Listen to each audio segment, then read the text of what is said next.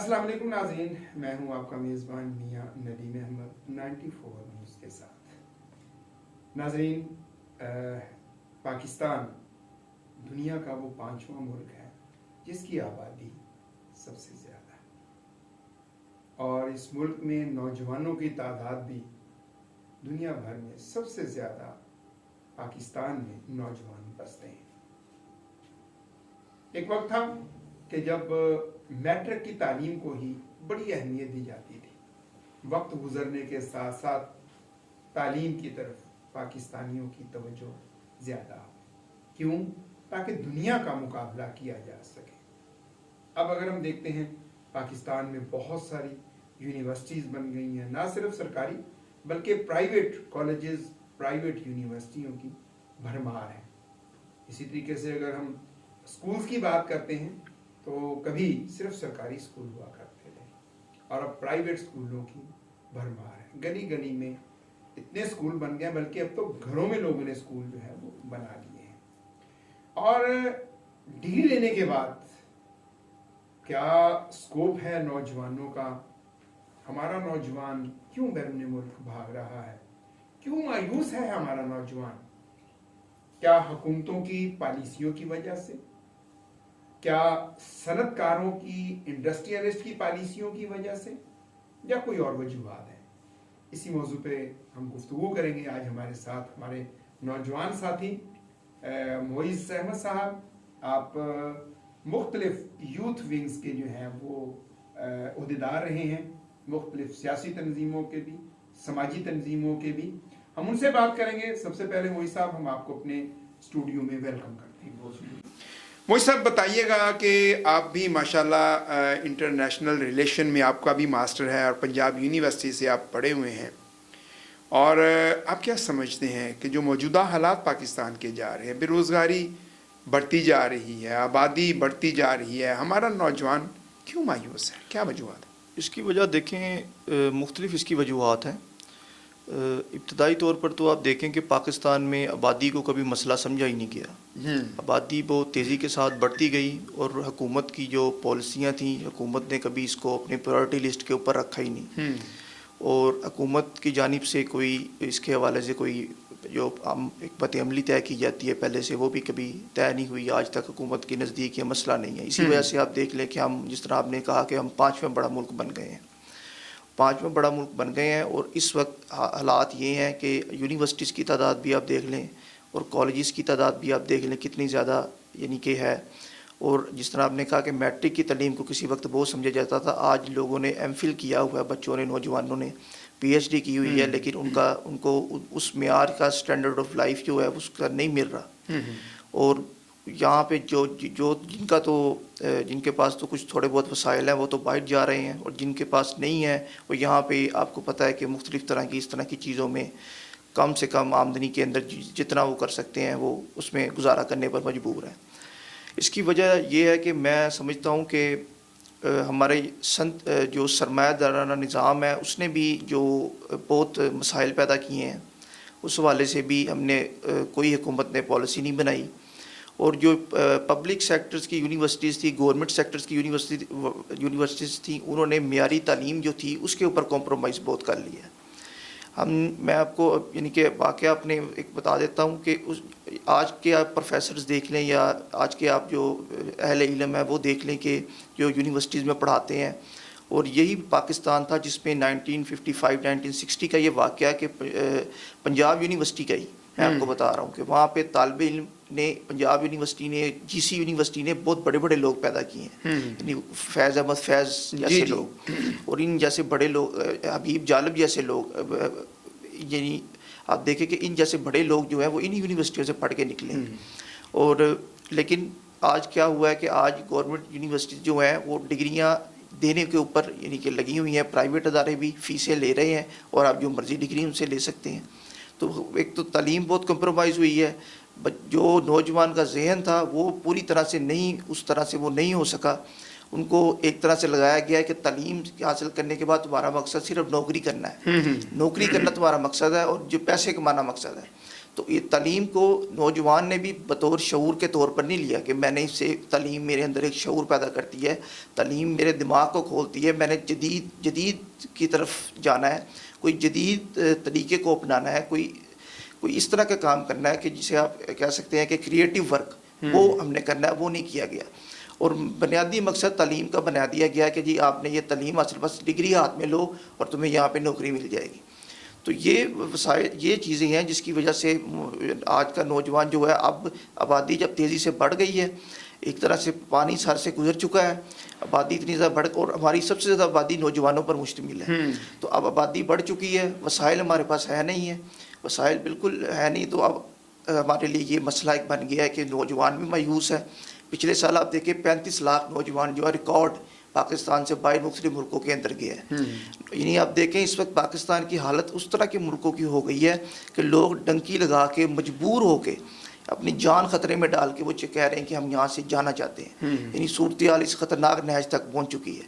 تو اس میں حکومت کی بالکل اس میں ہے کہ حکومت نے یہ محکمہ فلاح بہبود آبادی کے محکمے بنائے ضرور، لیکن اس کے اوپر کوئی خاطر خواہ کام نہیں ہوا، کوئی اس طرح کا کام نہیں ہوا کہ نہ ان کو نہ فعال کیا گیا، نہ اس کے اوپر کوئی اس طرح کی کوئی چیز ہوئی۔ تو یہ میرے نزدیک میں سمجھتا ہوں کہ نوجوان کے مایوسی کی یہ ہے بقایا۔ اس کے علاوہ اور فیکٹرز بھی ہیں، لیکن جو تعلیم کے حوالے سے آپ نے پوچھا کہ تعلیم میں یہ ہے کہ کسی وقت ہمارے یہی یونیورسٹیز نے بڑے بڑے اعلیٰ لوگ پیدا کیے ہیں۔ اچھا بالکل، ابھی آپ نے کہا کہ ہماری یونیورسٹیز میں فیض احمد فیض جیسے لوگ بڑے آج کل ہمارا اسٹوڈنٹ کیوں نہیں اس طرح آ رہا؟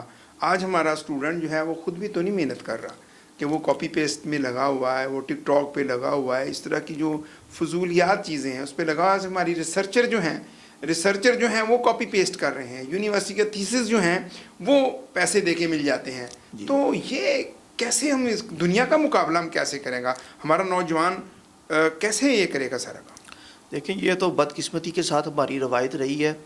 یہ جب ہم یہ بات ہم کرتے ہیں تو مسلمان بڑا اس بات کا وہ کرتے ہیں، اس بات پر یعنی کہ ناراض ہوتے ہیں کہ ہمیں یہ کیوں کہا جا رہا ہے۔ لیکن یہ آپ تاریخ کا اگر مطالعہ کر لیں تو گزشتہ 500 سال کی اگر آپ تاریخ بھی اٹھا کے دیکھ لیں تو مسلمانوں کی کوئی خاطر خواہ بھی نہیں بلکہ کہوں گا بالکل بھی کوئی یعنی کہ ٹیکنالوجی کی طرف، علم کی طرف کوئی توجہ نہیں رہی۔ اور مسلمانوں نے اسی وجہ سے آج مسلمان جو ہیں، آپ جتنے مسلم ممالک اٹھا کے دیکھ لیں، زوال کا شکار ہے۔ ہاں جی، زوال کا شکار ہے۔ جی جی۔ اور 14 نوبل پرائز جو ہیں وہ 56 مسلم ممالک کے پاس ہے، اور امریکہ کے پاس، امریکہ کی ایک یونیورسٹی جو ہے اس کے پاس 180 نوبل پرائز۔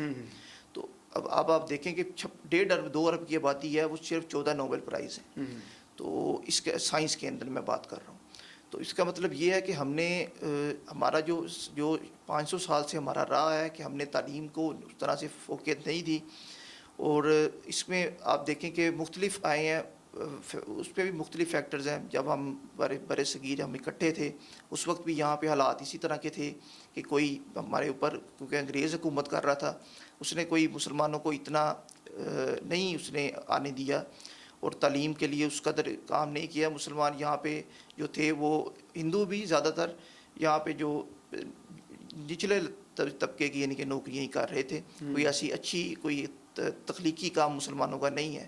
اس سے پہلے سلطنت عثمانیہ کے اندر بھی اگر دیکھ لیں مسلمان حکومت کرتے رہے ہیں، لیکن پرنٹنگ پریس پر پابندی رہی ہے۔ اب آپ دیکھیں کہ پرنٹنگ پریس انہوں نے بنائی، ہم نے پرنٹنگ پریس پر صرف کس وجہ سے پابندی لگائی کہ ایک عالم دین نے فتویٰ دے دیا کہ اس کے اوپر کوئی بھی مذہبی کتاب چھاپنا وہ حرام ہوگا۔ تو مسلمانوں کا یہ ایک فتوے نے مسلمانوں کو دھکیل دیا پھر 500 سال پیچھے۔ اس کے بعد آپ دیکھیں کہ جب وہ فتویٰ ہٹا، اس کے بعد وہ ہم نے استعمال کی، اور جنہوں نے ایجادات کرنی تھی، جنہوں نے تخلیقی کام کی طرف گئے، سائنس کو موضوع بنایا، جنہوں نے علم کو موضوع بنایا، وہ ایک اور راہ کی طرف چلے گئے، ہم پھر وہیں کھڑے رہ گئے۔ تو یہ اس چیز نے بہت زیادہ تعلیم کو، میں سمجھتا ہوں کہ ہم نے تعلیم کو ہم نے اس طرح نہیں دیکھا۔ پھر پاکستان بننے کے بعد بھی اب دیکھیں کہ کچھ بہتری کی طرف ہوئی ہے۔ ہمارا پڑوسی ملک انڈیا ہمارے ساتھ یاد ہوا ہے، ہمارے ساتھ آزاد ہوا ہے۔ ان کی آپ دیکھیں کہ پہلی پالیسی ان کی یہ تھی کہ وہاں کے، اب آپ دیکھ لیں کہ انجینئرز جو ہیں وہ ٹاپ کے انجینئرز پیدا کر رہے ہیں۔ ہمارے یہاں پہ انجینئرز کی اس وقت حالت یہ ہے، آپ اگر اندر اتر کے دیکھیں تو حالت یہ ہے کہ انجینئرز کے پاس نوکریاں نہیں ہیں اور وہ سی ایس ایس کر رہے ہیں. یعنی کہ وہ انجینئرنگ پہلے انہوں نے کر لی اور وہ سی ایس ایس کر رہے ہیں. ڈاکٹر یہاں کا جو نیا بن کے آ رہا ہے وہ 25 35 40 ہزار روپیہ تنخواہ لے رہا ہے اور وہ سی ایس ایس کی طرف آپ دیکھ لیں, آپ یہ اسٹیٹسٹکس اٹھا کے دیکھ لیں, سی ایس ایس میں آج کل میڈیکل کے لوگ یا انجینئرنگ کے لوگ زیادہ آ رہے ہیں, ان کی فیلڈ بھی نہیں ہے یہ. تو یہی وہ حال ہوا ہے کہ ہم نے جو تعلیم کو ہے وہ ایک اس شروع, اچھا میں وہ ہمسایہ ملک کی بات کر رہا تھا, انہوں نے تعلیم کو فوقیت دی.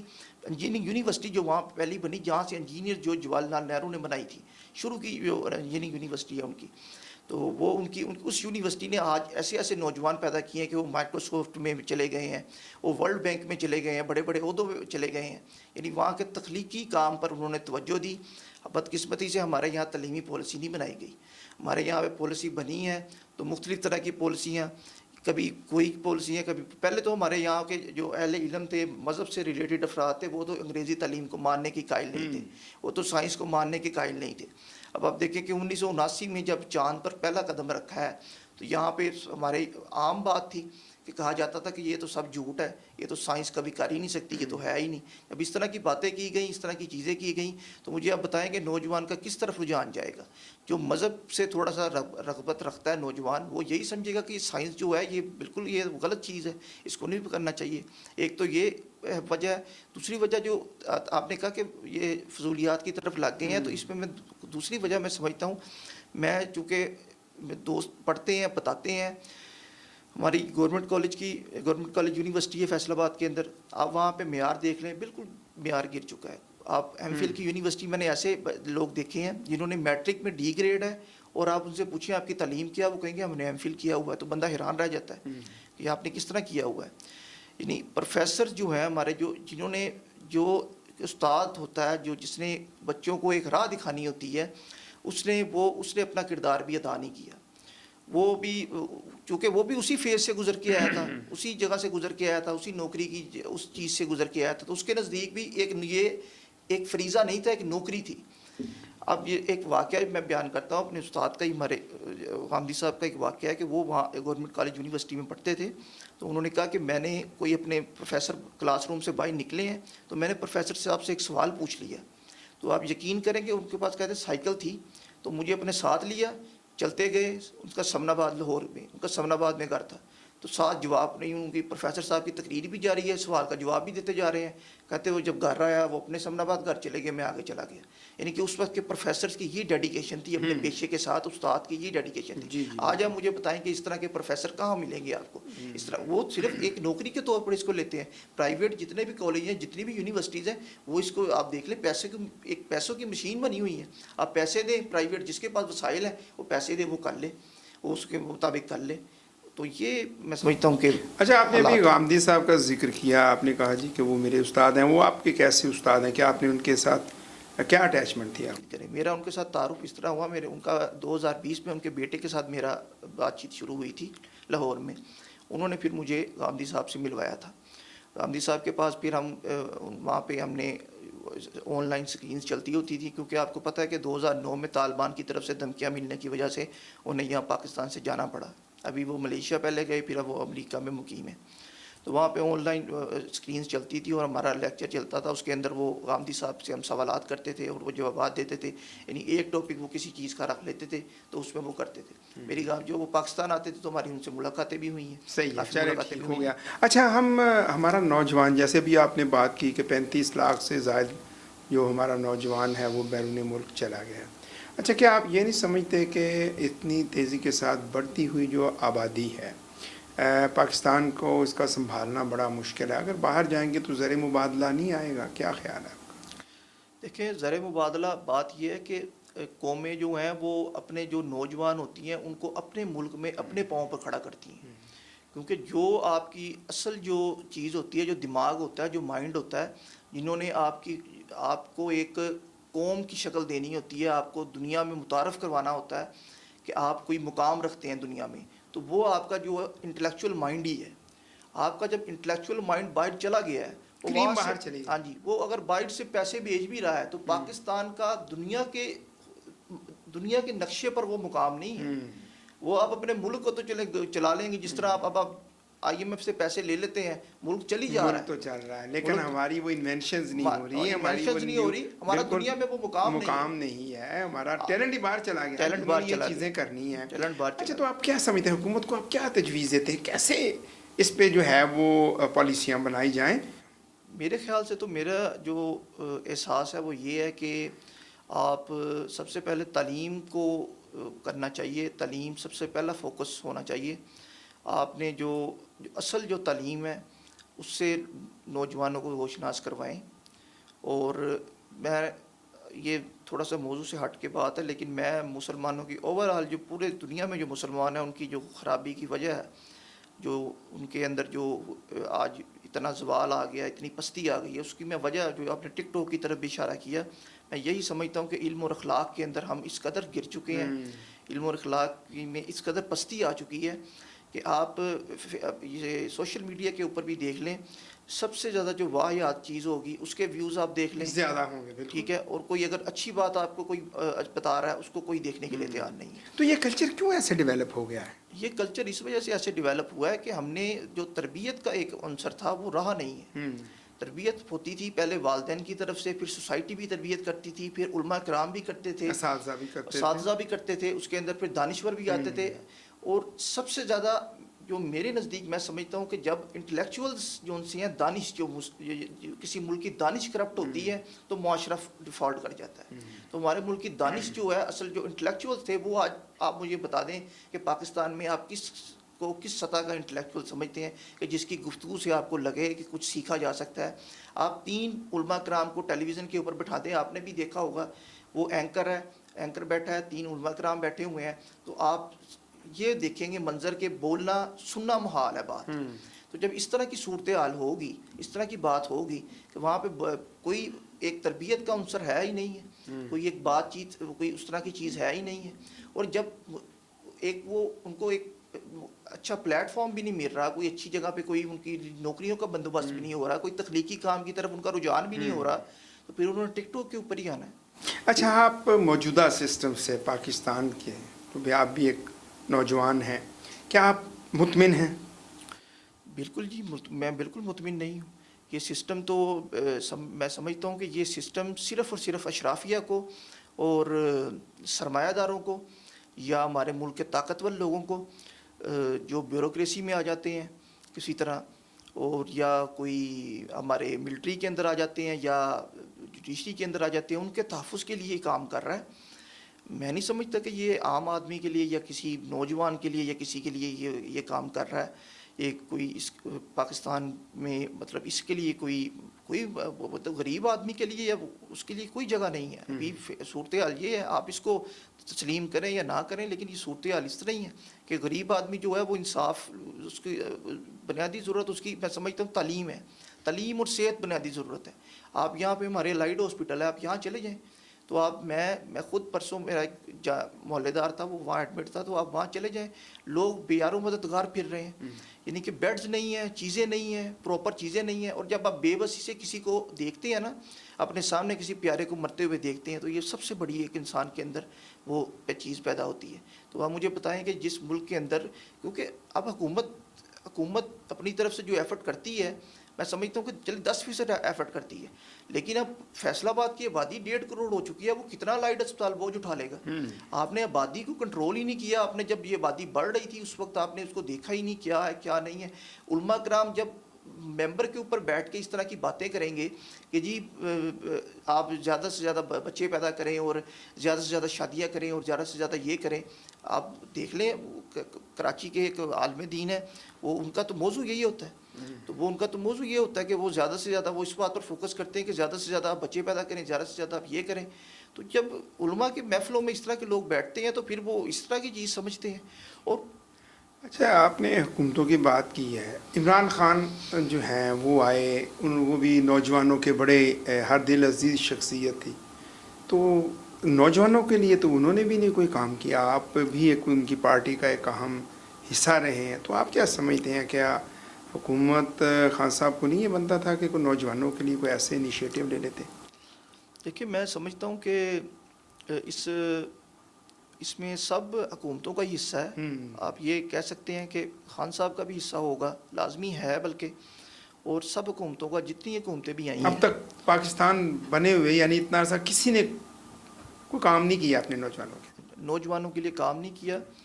کچھ شروع کے اندر کام ضرور ہوا ہے، میں یہ مانتا ہوں کہ شروع کے اندر کوئی دلچسپی ضرور دکھائی گئی ہے. وہ اس وجہ سے دکھائی گئی ہے کہ اس وقت کوئی لوگوں کے اندر اخلاق باقی تھا اور لوگوں کے اندر کوئی علم کی طلب تھی، کچھ جاننے کی طلب تھی، یا کوئی کسی چیز کو جسے آپ کہتے ہیں کہ کسی چیز کے اندر گوتا لگا دینا، علم کے سمندر میں گوتا لگا دینا، اس کی ایک تھی. آج کے نوجوان میں وہ نہیں ہے بالکل. اچھا، حکومتوں کی طرف سے مختلف لیپ ٹاپ کی اسکیمیں دینا، چھوٹے قرضہ جات، یہ بھی تو حکومتیں کرتی رہی ہیں. یہ حکومتیں کرتی رہی ہیں. بات پھر وہی آتی ہے کہ آپ نے تعلیم کے معیار کے لیے کیا کیا ہے. تعلیم کے معیار کو آپ نے، اس کے معیار کو بہتر کرنے کے لیے آپ نے کیا کیا ہے، وہ سب سے بڑی بات پھر یہی آ جاتی ہے. آپ لیپ ٹاپ دے رہے ہیں، اچھی بات ہے، دینے چاہیے، کئی لوگوں کو ملے بھی ہیں، یہ بات سچ ہے. قرضہ جات بھی آپ دیتے ہیں نوجوانوں کو، یہ بھی ٹھیک ہے. لیکن آج کا نوجوان، آپ اس کی رائے لے کے دیکھ لیں، اس کو سرکاری نوکری چاہیے. اس سے آپ پوچھیں کیا چاہیے، سرکاری نوکری چاہیے. بھائی کیوں چاہیے؟ یہ کام نہیں کرنا پڑتا جی، پیسے آ جاتے ہیں. تو جب بنیادی سوچ یہ بن گئی ہے، ایک ملک کے نوجوان کی بنیادی سوچ یہ بن گئی ہے، مجھے آپ بتائیں بہتری کی امید کہاں سے آپ رکھ سکتے ہیں کہ ملک میں بہتری آئے گی؟ کہاں سے، کس طرح امید رکھ موجی سکتے صاحب ہیں؟ بہت شکریہ آپ کا ہمارے پروگرام میں تشریف